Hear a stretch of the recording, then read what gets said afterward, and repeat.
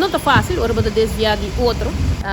Ja, sei não está cambia. Me está querer foi de geregistreerd partners que me binta fosse fera emotivo para me está para trans de algo assim. Logicamente, me indicar se também que parte de open stelling huwelijk dat algo que lo más deseja para ter referendum na rua, sei não tem caso, a lei não te permite. Per de caso específico aqui, não sabe que grupo que entra caso contra o governo para discriminação, ela ganha em corte de primeira instância. O governo apela na vai de hoog beroep também tem caso o governo de Aruba perde, tanto por só também tem caso aqui, mirando que não está brincando caso junto.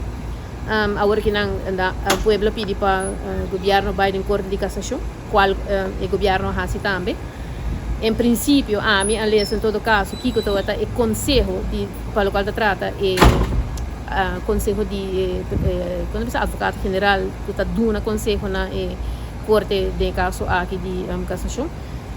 Turcosta indica que quando você é juiz aqui, o advis aqui está que Aruba está discriminando. Pois de caso aqui praticamente o bisa que o governo me toma um standpunt no momento que a decisão de cassação sai. Of bira klaar, duidelijk.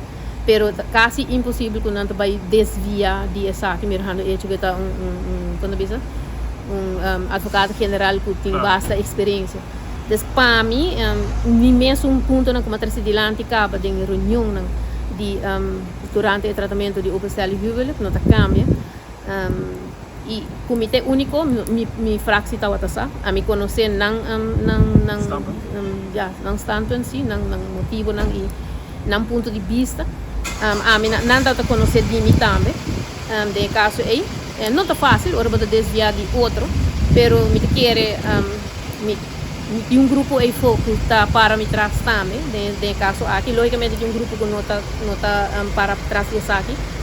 Mi ponto principal é que quer dia aqui na Vosfere também, nós não tapapia, nós não apapia tampouco de parte de missa, de parte de igreja, so aqui dentro do parlamento aqui nós tratamos somente parte civil, de parte civil tá, que de caso aqui em corte, e o governo não está parado em maneira mais fácil para o qual trata o openstelle huwelijk.